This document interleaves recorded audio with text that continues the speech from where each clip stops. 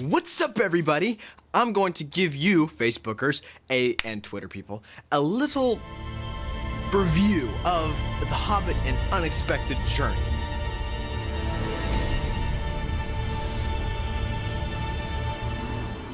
Okay, so in my little storyboard chart thing, I had to put down topics. I had to restrict myself into what I was going to say in this little video because it was so extensive, my disappointment with a lot of what this movie had to offer.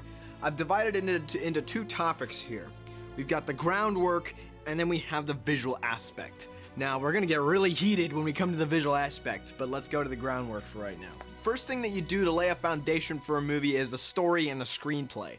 They amazingly adapted The Hobbit's book into a movie. Now, there were a lot of die-hard book fans out there that just hated the movie because they did not put this part in there. They didn't turn left when they should have turned right. You know, all of that little continuity stuff, that always gets me irritated. A movie that's a representation of a book will be amazingly different, if not completely changed, with the whole sole exception of just, well, they're trying to get from here to there, and then they completely change the order of events and stuff like that. I mean, look at the Voyage of the Dawn Treader from Narnia. Now, that movie was a disappointment as well. But we're not going there. We're discussing The Hobbit today. Okay, so basically what helped me prepare for the changes what I knew there were going to be changes because it's a book that's going to be adapted into a film. I mean, there was a lot of stuff that they kind of left out in Lord of the Rings, and it was for continuity purposes, you know, stuff that wasn't necessary, you know, because in a movie, everything kind of has to be necessary. There's very little place for the unnecessary things, you know, like, okay, well, Tom Bombadil in The Lord of the Rings, he wasn't really essentially a character that they needed to see. It didn't really edify the storyline in a way. Yes, he was resistant to the ring, but Peter Jackson felt that if Tom Bombadil was in the movie, he would have deprived the ring of its destructive power. You know, it's like, well, there are some in Middle-earth who can resist this, when it's supposed to be like an evil that nobody can resist and that must be destroyed. Because then if Tom Bombadil could resist the ring, just give it to him and he'll blow up Mordor and take over everything. You know, and he'll still be a good guy, as opposed to Galadriel, who would do crazy things. Overall, the story was amazing. The extra dialogue, because they had to put more relevance into future events that were just gonna happen out of the blue. They had to put those in there to kind of make everything flow. And you know, so you know, we see extra dialogue in Bag End, you know, because in the book, it's all from Bilbo's perspective. Everything is Bilbo's perspective. There is nothing. It's nothing outside of Bilbo's perspective. And in the movie, it's widening that perspective. We're not just gonna see what Bilbo was seeing. We're gonna see what Gandalf was doing. We're gonna see all the dwarves' personalities. We're gonna see all of this, and it was just amazing. A story cannot be told without music, and music was amazing in this movie. It was so awesome. I bought it like 3 days. I bought the soundtrack 3 days, the special edition, 3 days before the movie. And oh my goodness, I could not stop listening to it. And I'm still listening to it. I have an earpiece. No, really. It was so cool because one thing that people stress in making music, Howard Shore returned as the musical composer for The Hobbit. He did so in The Lord of the Rings.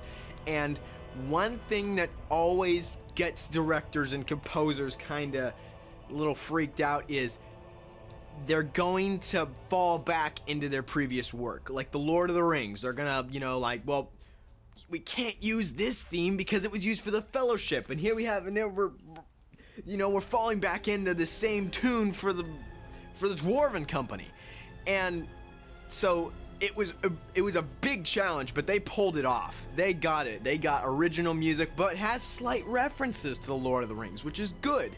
You know, you have the same Rivendell theme and all that with a little variation, but it was really good, and oh boy, it was just so good. The London London Orchestra really pulled that off. And Mr. Shore, amazing. And like I said before, the character development for each of the dwarves was just amazing. And, you know, Bilbo, Martin Freeman, you played Ian Holm to the T. It was so good. And then we move on to topic number 2, which is visual aspects. We had some amazing lens flares in there. Now, I was so cool. Those lens flares were so cool. And what is a lens flare? It's basically like, it's like this. That's what a lens flare is.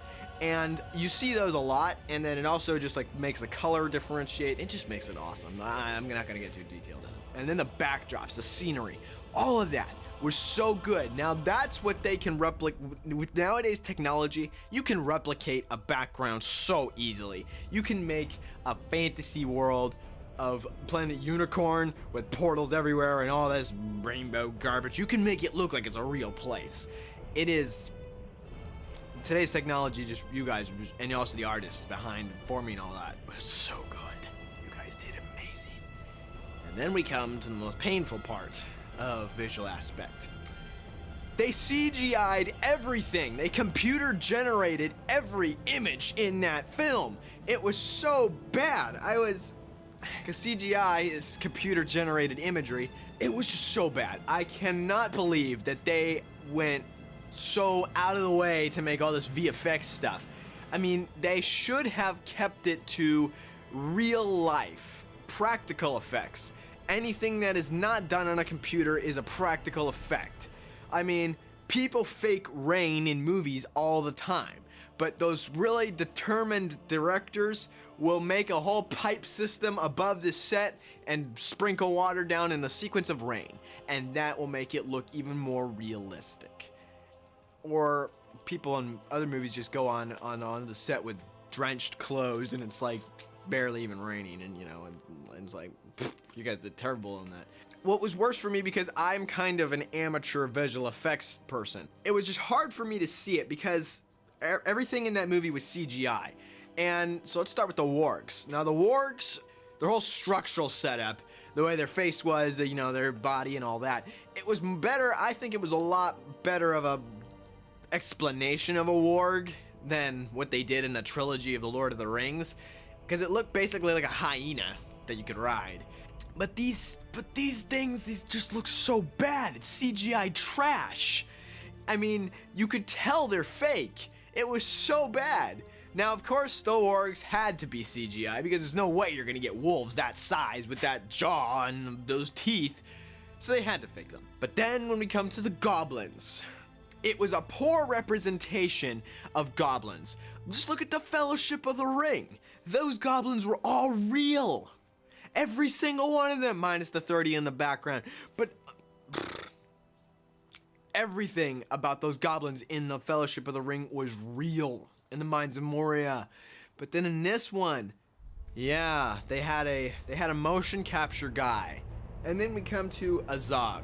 Now, Azog the Defiler, they had to make a villain to drive the story besides the Necromancer and Smog, because we get the whole feeling that, you know, the Necromancer is just, he's the biggest threat. He's kind of like the looming shadow in the background, because Gandalf explains that, well, if the Necromancer is Sauron, then we gotta go deal with Smog before that they come in contact with each other. You know, and they make that clear. And then with Smog, you know, the Necromancer, Dol Guldur, that was a whole cool scene, except for the fact that the Witch King looked like a bright white, glowing, oblivious, what, like ghost thing from the 60s, as opposed to what he looked like in the Fellowship of the Ring when he stabbed Frodo. He was more like a dark, wispy, grayish white. It was kind of like a laid back on the coloring. It was more saturated. And then here we come to the Hobbit, and all these bright lights are everywhere, all these bright colors on all the bad guys, and it's like, no, they're all supposed to be dark and wispy, you know? But Azog not only reminds me of this God of War thing, but he also reminds me of the SS Doom Trooper. Lurtz, boss man Uruk-hai, who gets killed by Aragorn barely. And he was a real person. He was a Latino guy. I don't remember his name, but he played not only Lurtz, but Gothmog and the Witch King of Angmar. And what did all those guys have in common? They all were real people in a suit that were dressed up in makeup, prosthetically, all that. Now, the Witch King did have some CGI effect about him, because they can't just remove a person's face without, putting a green screen hoodie on. Besides that, though, like the Witch King and Gothmog and Lurtz, there was so much about them that, you had to stare at them into their face to see what they would do. In Azog, there's nothing to look at. I see a bland piece of toast with no butter on it.